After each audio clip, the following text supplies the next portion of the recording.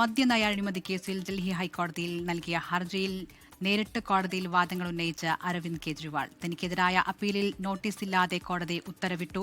5 minute മാത്രം വാദം കേട്ട ശേഷം തനിക്ക് അനുകൂലമായ വിചാരണ കോടതി ഉത്തരവ് തെറ്റാണെന്ന് പ്രഖ്യാപിച്ചു എന്നുമാണ് വാദം. ആർ അച്യുതൻ ഡൽഹി വിവരങ്ങളുമായി ചേരുകയാണ്.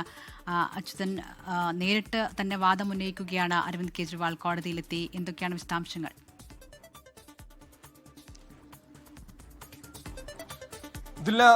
അരവിന്ദ് കെജ്രിവാൾ നേരിട്ട് ഡൽഹി ഹൈക്കോടതിയിലെത്തിയാണ് തന്റെ ഭാഗം ഇന്ന് കോടതിയെ അറിയിച്ചത്. അതിൽ പ്രധാനമായിട്ടും ഈ വിചാരണ കോടതി മദ്യനയ അഴിമതി കേസിൽ അരവിന്ദ് കെജ്രിവാൾ ഉൾപ്പെടെയുള്ളവർക്ക് അനുകൂലമായിട്ടുള്ള വിചാരണ കോടതി ഉത്തരവ്, ആ ഉത്തരവിനെതിരെയായിരുന്നു CBI ഡൽഹി ഹൈക്കോടതിയിൽ അപ്പീൽ നൽകിയത്. എന്നാൽ ഈ കേസ് പരിഗണിക്കുന്ന ജഡ്ജിയെ മാറ്റണമെന്നാവശ്യപ്പെട്ട് അരവിന്ദ് കെജ്രിവാൾ ഡൽഹി ഹൈക്കോടതി ചീഫ് ജസ്റ്റിസിന് ഒരു കത്ത് നൽകിയ പശ്ചാത്തലവും കൂടി ഉണ്ട്. എന്തായാലും ഇന്നിപ്പോൾ ഇത് പരിഗണിക്കുന്നതിനിടയിലാണ് അരവിന്ദ് കെജ്രിവാൾ സ്വന്തം വാദങ്ങൾ നേരിട്ട് കോടതിയെ അറിയിച്ചത്.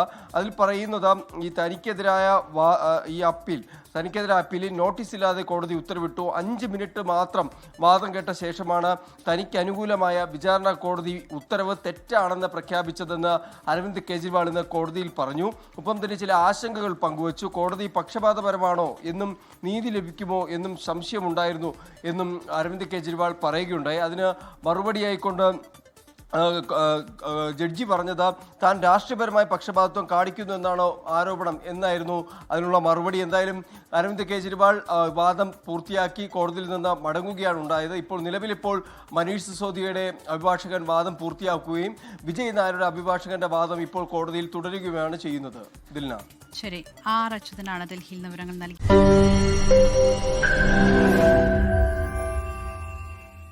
ലോകത്തെവിടെയായാലും ഏത് സമയത്തും 24 വാർത്തകളും ഓഗ്മെന്റഡ് റിയാലിറ്റി പാക്കേജുകളും എക്സ്പ്ലെയിനറുകളും വിശദമായി കാണാൻ ഞങ്ങളുടെ YouTube ചാനൽ നിങ്ങൾക്ക് സബ്സ്ക്രൈബ് ചെയ്യാം.